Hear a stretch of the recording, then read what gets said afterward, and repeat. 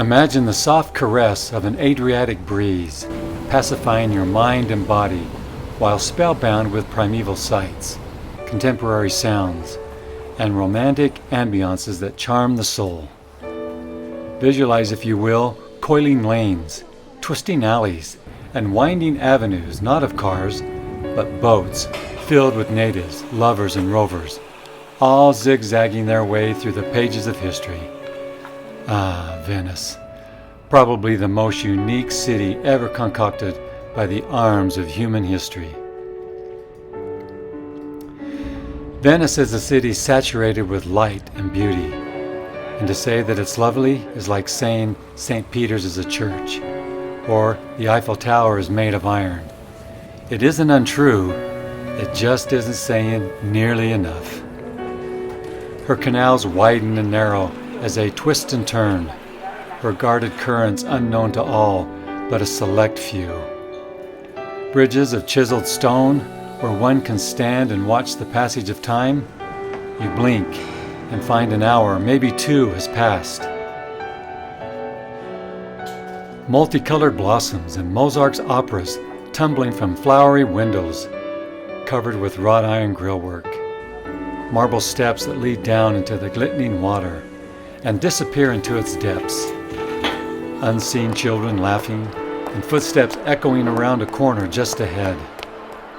Gondolas silent and swift, gliding across time-honored chronicles and emerging to satisfy the romantic foreplay of lovers. Moldering brick and stone facades of water-stained homes whose footings descend into the blue-green water. Gold-gilt ceilings and marble statues, Gothic cathedrals that capture and enshrine hundreds of years of worship. And around every bend, in every lane, another campo opens, letting in the light and reminding wanderers of a place somewhere in time. In Venice, you begin to comprehend what dreams are made of. It wasn't difficult to adjust to the pace of this medieval town. Like any city, Venice can feel rushed, hurried, and frantic. But below the surface lies an ease of movement I found to be soothing and tranquil, an unhurried living of each hour that has nothing to do with the surface noise or motion. Waiters take a moment to say ciao to their friends and onlookers. Gondoliers with colorful striped shirts smoke and lean back in their chairs, watching beautiful women, and waiting for nightfall when lovers ask them for rides that cost twice what anyone would pay in any other place for 45 minutes of romance. The mornings are all but silent, waves splashing on the edges of the dock, and the only human sounds are the sounds of shoppers and merchants patronizing the local markets. We often walk through the quiet streets in early daylight in search of a bakery with fresh baked sweets, like the smell of rain. The perfume of hot bread drifted easily through the winding, watery lanes. We spent midday strolling quiet streets and back alleys. The Basilica of St. Mark sends shockwaves across the whole region with its stunning, majestic decadence. And in smaller churches scattered through the campos, we marveled at the fashioned, unrestrained, primeval beauty that lies hidden behind doors of rough wood or chiseled marble. We hadn't realized it was possible to render the Madonna and Child in so many ways throughout the ages. Nor had we known that so much color could exist side by side with yet more color, until it ran into one vision in our minds, so explosive that we staggered from one national treasure, feeling drunk on beauty and overloaded on opulence. Stand right here, babe. We sat on the edge of the Grand Canal in the evenings, at the foot of the Ponte di Rialto. We listened to the babble of languages around us, catching a word here and there, and heard the cries of gondoliers and the slap of water against their black gondolas.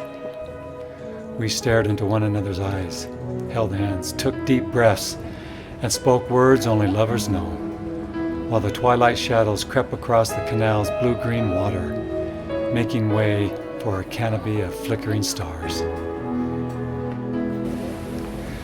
Venice at night, so stunning.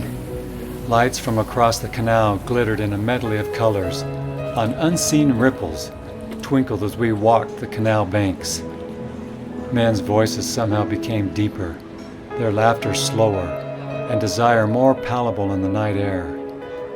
Ladies with unspoken powers cast amorous spells with just the curve of their smiles and a simple glance of an eye as they glided along romantic lamplit footpaths. One night, while the waning crescent moon dangled undetected in the heavens, I heard footsteps around me on a bridge, the chatter of bypassers, a woman's mirth and a man's gentle words.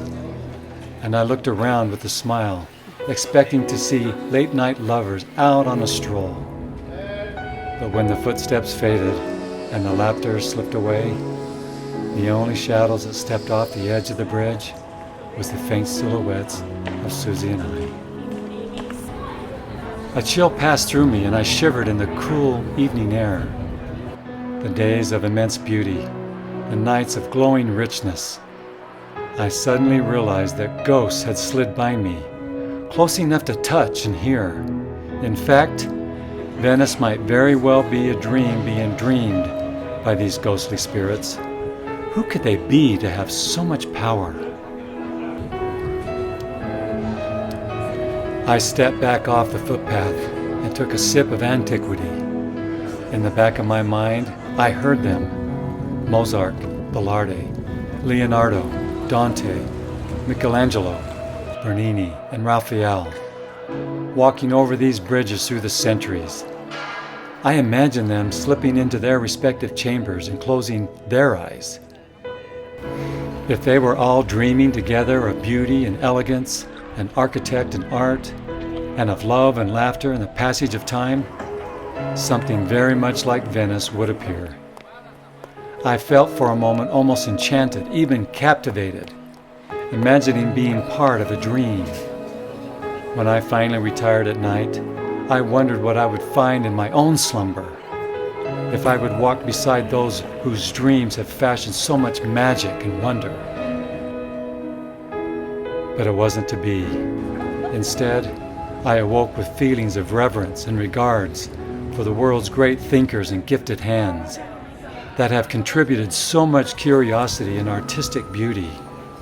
Surely, all great minds and doers must recognize divinity's inspired hand in constructing this magnificent region. Something so accomplished, so striking, and enduring as the city of Venice can't be celebrated by man's hand alone, but is evident that God, the architect of the human spirit, is present in all things. As I arose and stepped outside, the city across the canal came alive with light and color. It was a miracle of a new day. We spent the rest of our time in Venice, sitting on the edge and listening for footsteps.